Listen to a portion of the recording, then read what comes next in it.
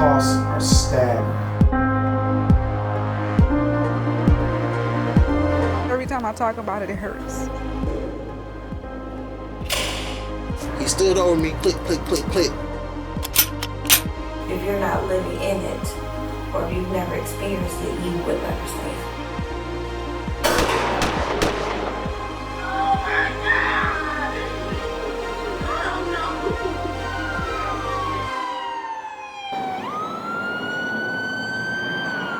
1,280.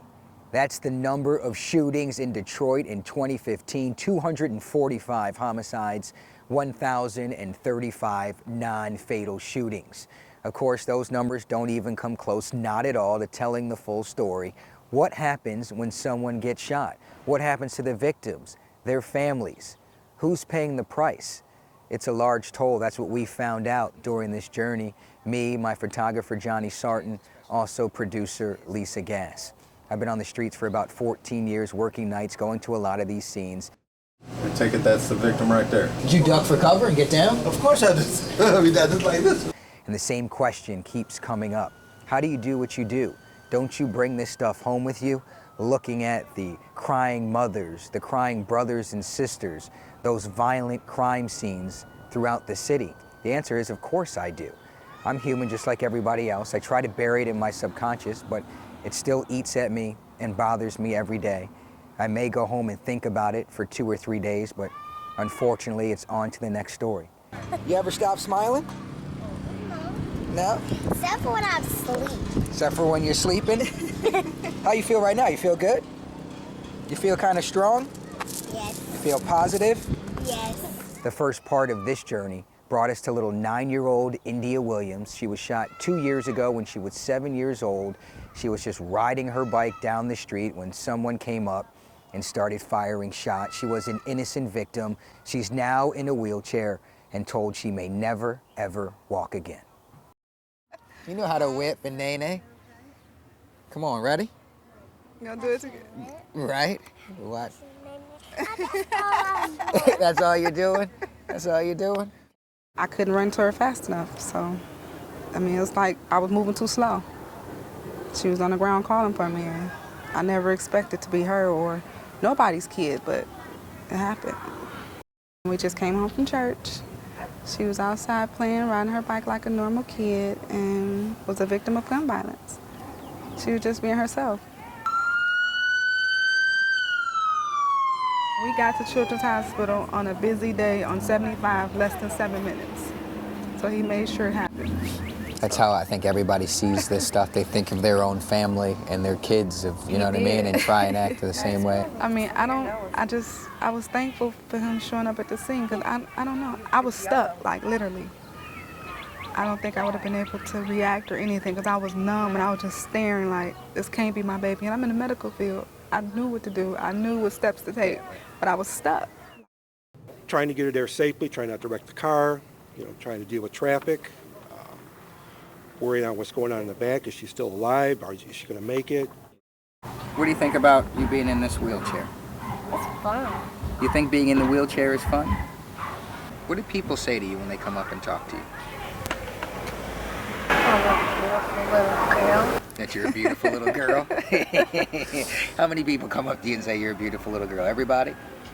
I said that to you earlier, didn't I? Some of most everybody. Some of almost everybody? How difficult is it to see your baby right here in a wheelchair trying to get back to a normal life? It's very difficult. Seeing her not being able to just go run and play with the rest of the kids, it's more harder on me, I think, than it is on her. Because throughout the whole thing, she's been okay. Like, she just keep trying and working harder and what are you thinking about now? Because Because I see you getting emotional. Because every time I talk about it, it hurts. So, that's my baby. She's not normal no more. Do you ever remember somebody ever telling you you wouldn't be able to walk? My mom said that the nurse said that I wasn't going to be able to. But you don't believe that, right? I don't believe it. You're gonna walk. Yes. All right, I hope you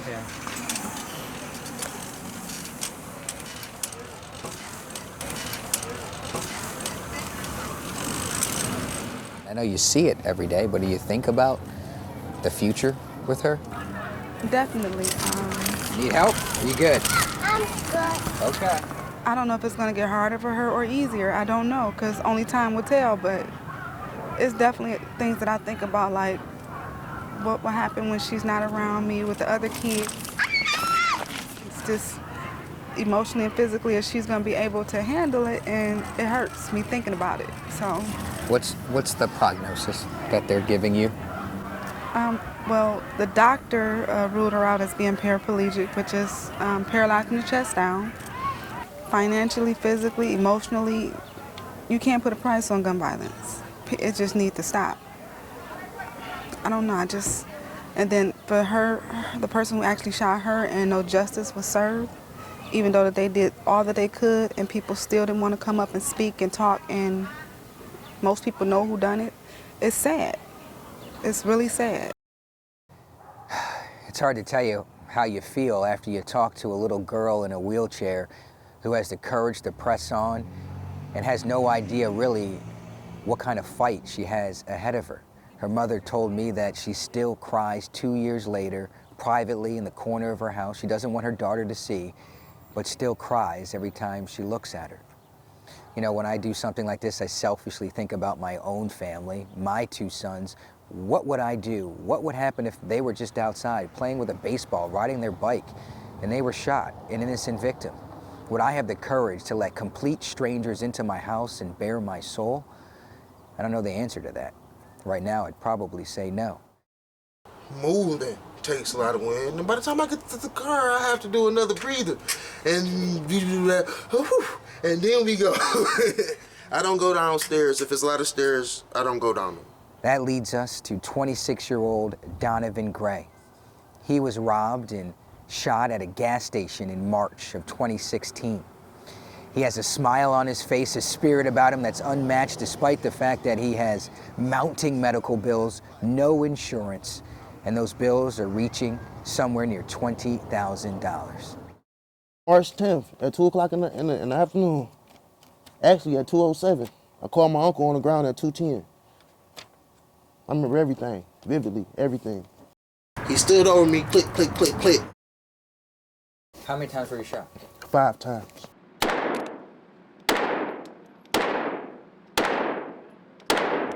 Where were you shot? I was shot 4 times in my right leg and 1 time in my buttocks. So what's that right there we're looking at? That's the one that went through and through. It's a big hole. They don't know if that's ever really gonna heal. Correct. You still have fragments inside your leg? Still got fragments. Yeah, man, I don't want you to hurt yourself. That's another one? Yep. I went in.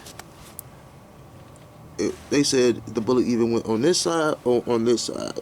When it went in, it shattered all of this in the middle. They had to go straight through my middle and take something out and make something. I was asleep. I was asleep on that part. What doesn't kill you makes you stronger, huh? Yeah.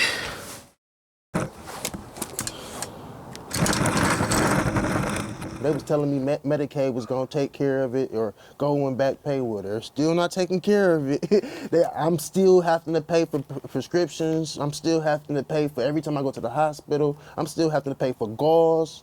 When you're a shot victim and you having no insurance, they send you home with no AC wrap. They send you home with no gauze. All that stuff is on you. How much money do you think you would have lost from being a victim of a gunshot? Whew. Out of medical, at least 20,000, at least. I still got to go back to the hospital. How are you going to possibly pay for $20,000 or more in medical bills without insurance? How are you going to come up with that money? At this point, I really don't know. Only thing I can do is hope and just pray that I find some type of help, or I find some type of structure where I can make that type of money to pay off before I'm an old man and I'm just buried in debt, because they're telling me like I'm gonna have to come to the hospital at least every 6 months just because I have metal in my leg, just for checks and just in case it moves. So that's very scary, especially being at my age. You know, it's very scary to know that you gotta go to the hospital every 6 months for the next 10, 15 years, just because somebody else wanted to do some harm to you, not that you want to do harm to somebody else, not that it was a payback, not that you took advantage of a situation, just because you want to do harm to somebody. I don't understand that. Most of the hospitals and doctors we talk to say most bullets are not removed. It all depends on where it hits the body.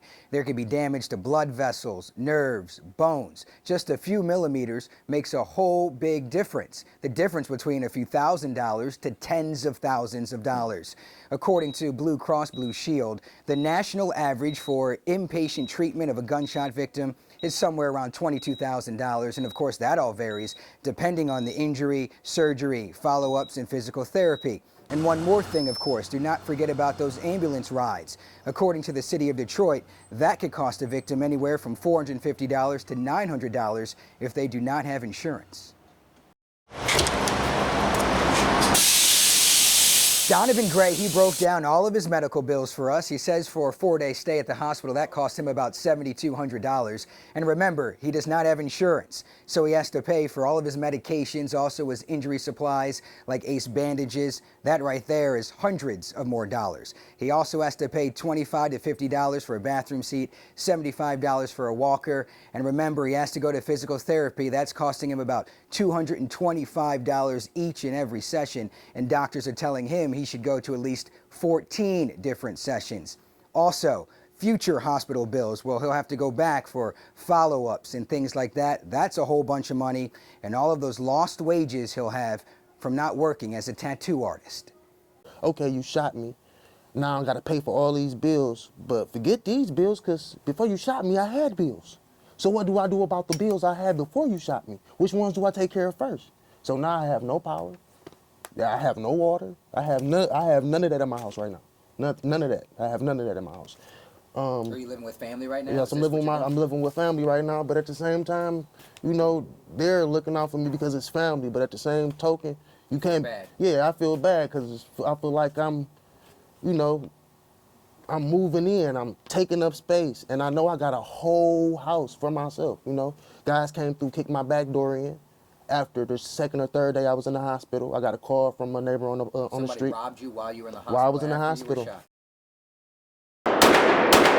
Bloodshed is senseless, y'all. Senseless, y'all. Detroit 911. Somebody shot inside the store. Too much violence. Gotta stop killing each other. The sirens, the crime. What did you think about this when the guy came in here and just fired a shot? I told him, what are you doing, man? He told me, wait. I said, something like that. He went back and come up with the shotgun. I said, what the hell are you doing? Are you crazy or something? For what? I mean, he started shooting. He shot one time and ran away. You've seen anything like that before? Nope. No, never. Unbelievable. Yeah, it is unbelievable. What we continue to learn throughout this journey is that somebody has to pay for this. Somebody has to pay for the people who have no insurance, who need medical help when they are shot. Well, of course, who are those people? It's us. It's the taxpayers. Well, according to the state, not including self-inflicted and unintentional injuries, taxpayers, they shelled out more than $7.6 million in Medicaid payouts throughout the state. Nearly 45% of that, more than $3.4 million, came from the city of Detroit alone. And that does not include the thousands and thousands and thousands of dollars related to any cost for riding an ambulance. Well, we rode along with police, Detroit police, for several days out here. They're doing everything they can to reduce guns and get guns off the streets.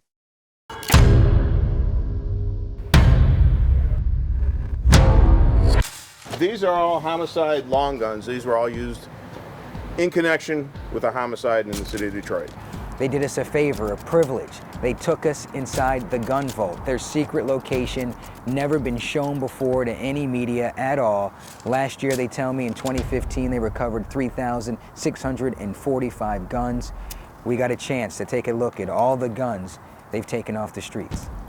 How many different types of guns do you think are down here? Well, I would say that we have probably one of every type of weapon ever made. I know nothing about guns, but if I were to walk in here, it looks like there's a lot of long guns, you know? Yes. I'm sure there's handguns in the barrels, but it seems like the majority of this stuff, especially if it was crimes, looks like a long gun, a rifle, or stuff like that. Is that what people are, is that their gun of choice, so to speak? A lot of these are shotguns, and that's probably a gun of choice a lot of times. They saw them off to make them more deadly. What's the one gun or the one thing that might have shocked you, or you were like, wow, I can't believe this was on the streets, or, you know, this came in here? Is there anything that really like stood out to you? We took in a AR-15, or actually an M16 that had a grenade launcher attached to it. And that kind of. And somebody was using that on the streets? They probably didn't have the grenades for the grenade launcher, but they had that weapon.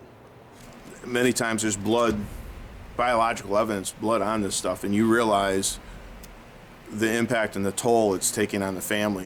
This is important stuff. You're keeping track of all the guns that could solve crimes and help people, and you know what I mean? The justice and the closure that people like to talk about. Idiots like me and reporters want to ask for the justice and the closure. This is the room that can bring that, and you're one of the men in charge of, you know, keeping everything intact. Well, we're proud that we find everything.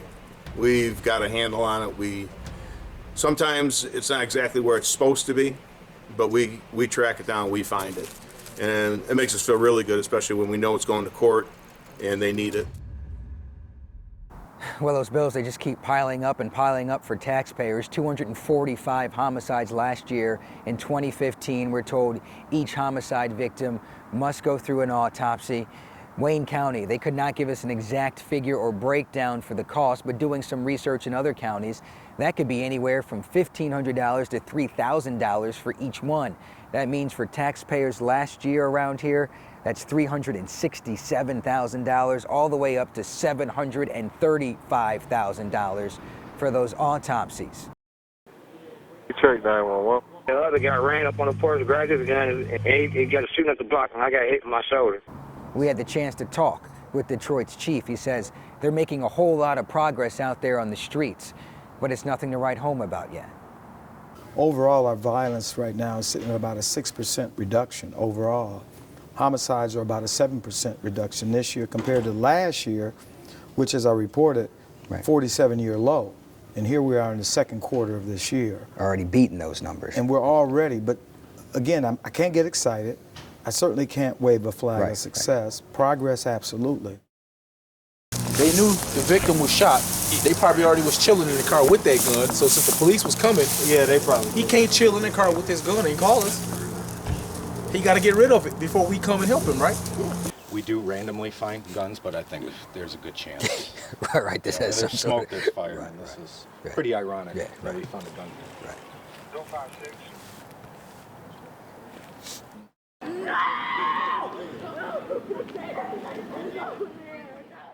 I know you probably talk often directly to some of the families who lost loved ones or dealing with a gunshot.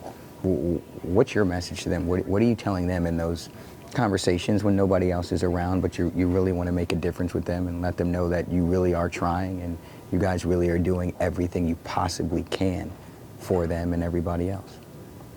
Victims' families matter too. Victims' families matter too.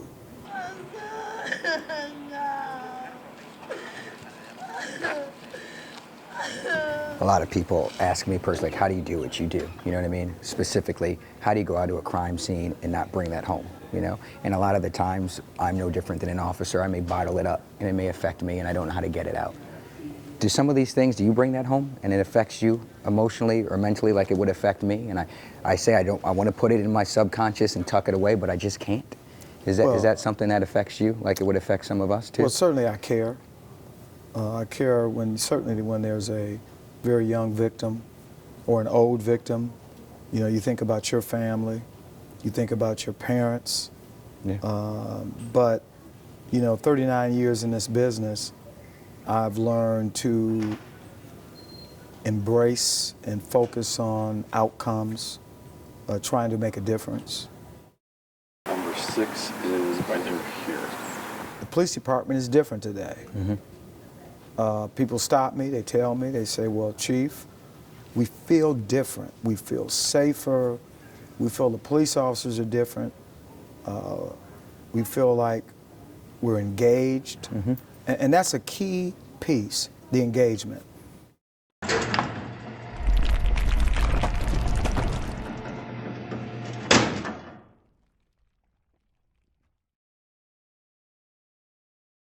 You hear about young kids getting shot? All the time. All the time? Yep, all the time. Some stuff don't even make the news. You seem, you know, like this has hit you. Like you feel like this is your city and, you know, you're kind of sick and tired of this stuff. You tired.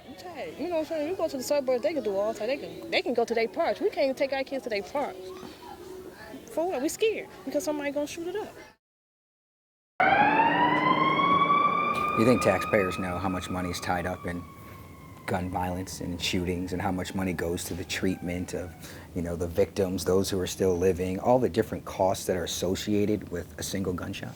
I doubt any of us appreciates the full cost of a single gunshot, from the taxpayer dollars that are used for the medical treatment, the societal cost of losing someone's income potential.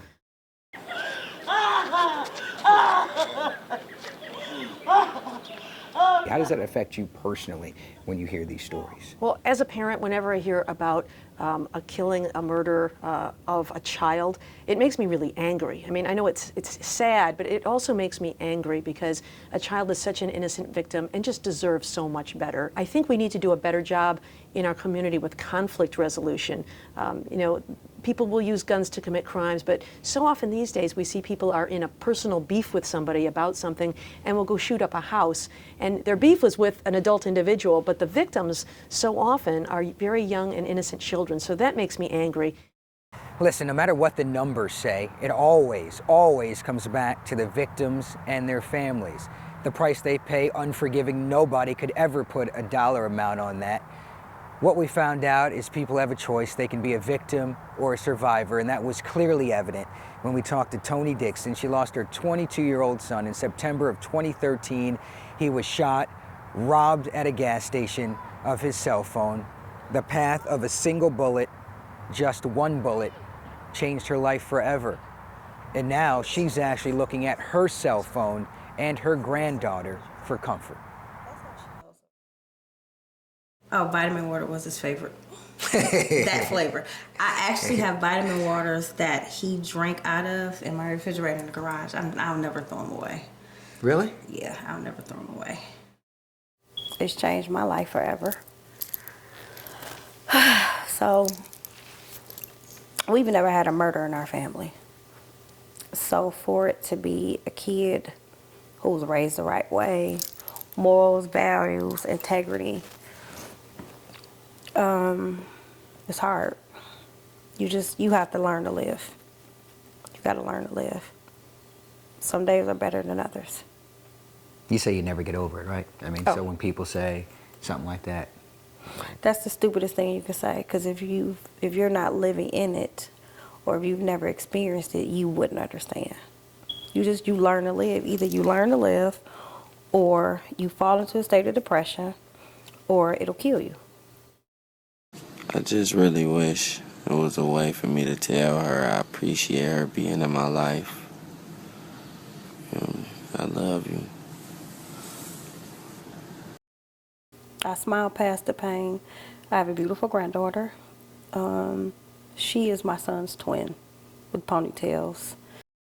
We hear all the time, you know, us idiot news reporters talk about closure. To you, that's another dumb phrase, right? It's a dumb phrase. For me. And I would think that anybody who's walking in my shoes, you never get closure.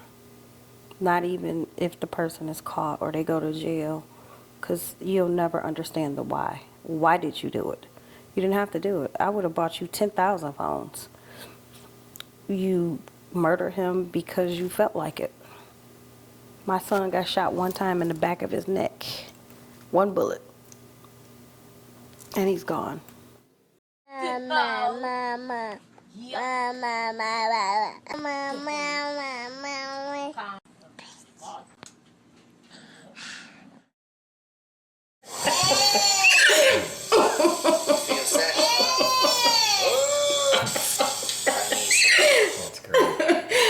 Oh my God. So I got something that we've been carrying around, and I'm gonna give it to you. Okay. You just tell me what you think. Okay. A bullet. Yep. I'm a CPO carrier.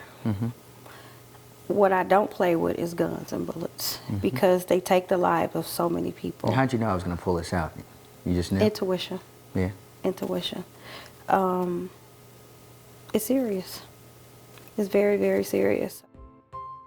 Look, it's hard to sum up what we learned on this journey. How would you ever describe talking to a 9-year-old girl in a wheelchair who may never ever walk again, but looks you in your face and tells you her wheelchair is fun? The price is steep, the pain is real. It will never ever go away. There's no such thing as closure, but somehow, some way, these families continue to push on with a smile on their face, even though the path of a bullet led them down a road most would crumble on. Remember this, always remember this, behind every person killed, every tax dollar spent, every cop going out on just one more lead, there's a family member left behind, standing tall, saying, I am a survivor.